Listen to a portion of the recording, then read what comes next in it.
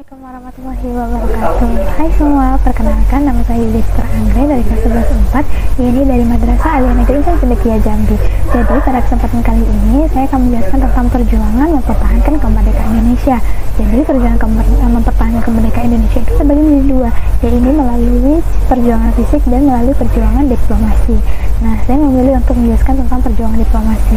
Jadi perjuangan diplomasi ini bisa dibilang seperti upaya-upaya perundingan. Jadi kalau misalnya setiap masalah itu muncul, akan langsung diselesaikan di meja perundingan tanpa adanya kekerasan fisik.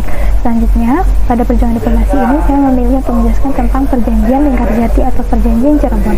Jadi, perjanjian Linggarjati itu merupakan perundingan antara Indonesia dan Belanda di Linggarjati, Jawa Barat yang menghasilkan persetujuan mengenai status kemerdekaan Indonesia.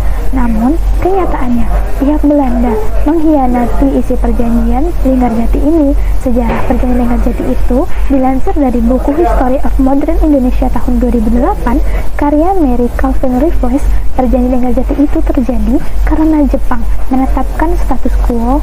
Jadi status quo ini itu seperti Jepang diharuskan untuk tetap menjaga kondisi Indonesia seperti biasanya dan tidak diperbolehkan untuk mengubah kondisi Indonesia sampai kedatangan kembali sekutu kedatangan kembali sekutu ke Indonesia dengan tujuan untuk menjajah kembali Indonesia. Sehingga status quo tadi itu menimbulkan konflik antara Indonesia dan juga Belanda.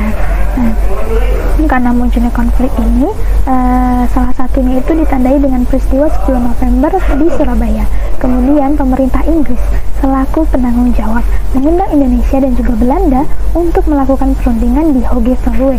Namun perundingan ini gagal karena pihak Indonesia meminta Belanda untuk mengakui kedaulatan atas Pulau Jawa, Sumatera, dan juga Madura. Tetapi Belanda hanya mau mengakui Indonesia atas Jawa dan Madura saja. Sehingga pada akhir Agustus 1946 pemerintah Inggris ini itu mengirim Lord Killian ke Indonesia dan dalam misi mengerjakan atau menyelesaikan perundingan antara Indonesia dan juga Belanda. Tanggal 7 Oktober 1946 di Indonesia atau di Konsulat Jenderal Inggris di Jakarta dibukalah perundingan antara Indonesia dan juga Belanda. Nah, perjanjian Linggarjati itu dilaksanakannya dari tanggal 11 November 1946 sampai 13 November 1946. Tempat pelaksanaan itu di Linggarjati, Cirebon.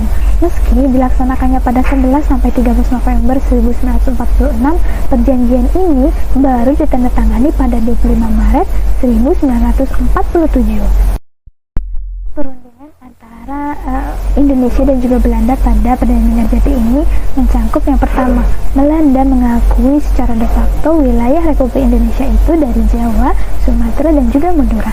Lalu hasil yang kedua itu adalah Belanda harus meninggalkan wilayah Indonesia paling lambat tanggal 1 Januari 1949. Lalu yang ketiga, pihak Belanda dan Indonesia sepakat membuat negara Republik Indonesia Serikat atau RIS. Lalu hasil yang keempat adalah dalam bentuk RIS atau Republik Indonesia Serikat, Indonesia itu harus bergabung dalam Persemakmuran Indonesia dan juga Belanda dengan mahkota negeri Belanda sebagai kepala UNI. Selanjutnya, tokoh-tokoh atau orang-orang yang terlibat dalam perjanjian Linggarjati ini. Yang pertama, kalau dari pihak Indonesia itu ada Sultan Syarif sebagai ketua delegasi, lalu ada Aka Gani, lalu ada Susanto Tirtoprojo, lalu yang keempat ada Muhammad Rum.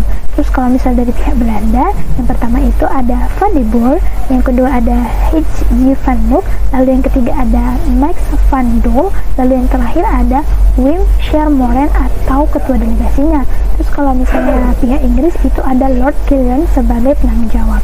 Lalu dampak apa aja sih yang terjadi setelah perjanjian Linggarjati ini? Nah, dampak yang pertama itu adalah citra Indonesia di mata dunia internasional itu semakin meningkat. Lalu yang kedua, Belanda mengakui Republik Indonesia yang menguasai daerah Jawa, Sumatera, dan juga Madura. Lalu yang ketiga adalah berakhirnya konflik antara Indonesia dan juga Belanda. Nah, walaupun kenyataannya Belanda itu mengkhianati isi perjanjian Linggarjati ini. Lalu yang keempat adalah Indonesia hanya memiliki wilayah yang sangat kecil, yaitu hanya Jawa, Madura, dan Sumatera. Teman-teman, Itulah penjelasan singkat saya mengenai perjanjian Ngarjati dari mulai latar belakang, profil, sampai dampak apa aja yang dirasakan Indonesia setelah perjanjian ini. Jadi, sekian penjelasan saya. Saya mohon maaf apabila ada kesalahan. Wassalamualaikum warahmatullahi wabarakatuh. Bye semua.